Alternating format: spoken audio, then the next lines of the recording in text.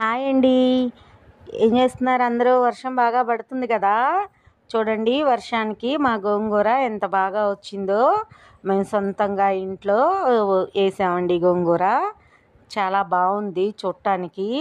మన మనం పెంచుకున్న గోంగూర కానీ, మనం పెంచుకున్న ఏదైనా సరే, మన చేతులతో మనం పెంచుకున్నది కోసుకొని వండుకోవటం అంటే చాలా బాగుంటుందండి. ఇలా అయితే గనక అదొక సాటిస్ఫాక్షన్ వస్తుంది మనకి. మీరు కూడా ఎప్పుడైనా ఇలా చెయ్యండి.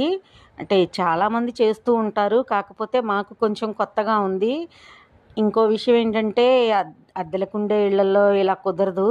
మేము ఉండేది రెంట్కే, కానీ కొంచెం ప్లేస్ ఉంది. అందులో కొంచెం గోంగూర, కొన్ని వంకాయ మొక్కలు అవన్నీ పెట్టుకున్నాము. వంకాయ మొక్కలు అవన్నీ అంటే ఇప్పుడు చిన్నగా ఉన్నాయి, గోంగూర మాత్రం వచ్చింది. అందుకనే నాకు అసలు ఫుల్ ఎగ్జైట్మెంట్ తోటి గోంగూర కోసుకొని గోంగూర వండుతున్నాము. చూడండి, వర్షాకాలం కదండి, ఇంకా చాలా విత్తనాలు నాటాలనుకుంటున్నాను. అవన్నీ మొలకలు వచ్చిన తర్వాత మీకు అది కూడా చూపిస్తానండి. చూడండి, చుట్టూరు గోంగూర చుట్టూరు మొత్తం చాలా పిచ్చి మొక్కలు వచ్చాయండి. మొన్నే మొత్తం పీకేశాను. బాగా వర్షాలు పడుతునేసరికి ఇంకా మళ్ళీ వచ్చాయి. మళ్ళీ మా ఇంటి ఓనర్ వచ్చింది అంటే, ఈ పిచ్చి మొక్కలు ఏంటి, మీరు శుభ్రం చేసుకోవట్లేదా అని గొడవ చేస్తుంది.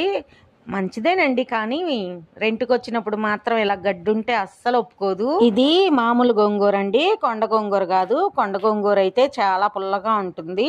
ఇది నార్మల్ గోంగూర, మామూలుగా పొలాల్లో అలా వేసుకుంటారు కదా, అలాంటిది. మా ఊర్లో అయితే గనక పొలాలు గట్ల మీద వేసుకునే వాళ్ళం ఇదివరకు. ఈ గోంగూర చాలా రుచిగా ఉంటుందండి, అస్సలు పులుపు ఉండదు. ఓకే అండి, బాయ్. కొంచెం సబ్స్క్రైబ్ చేసుకొని మాకు సపోర్ట్ చేయండి, లైక్ చేయండి. ఇంకా గోంగూరని మా పెద్దమ్మ పచ్చడి చేసి తాలింపు పెట్టింది. వేడి వేడి అన్నంలో ఆ పచ్చడి వేసుకుని తింటే చాలా బాగుంది. ఇంట్లో పెంచుకునే గోంగూర మొక్కలు చూడండి ఎంత హైట్ పెరిగాయో. దీనికి ఫ్లవర్ కూడా వచ్చింది. చూడటానికి ఎంత బాగుందో చూడండి. మీ ఇంట్లో మీరు ఏ కూర మొక్కల్ని పెంచుతున్నారో కమెంట్ చేసి చెప్పండి. ఓకే, బాయ్ అండి.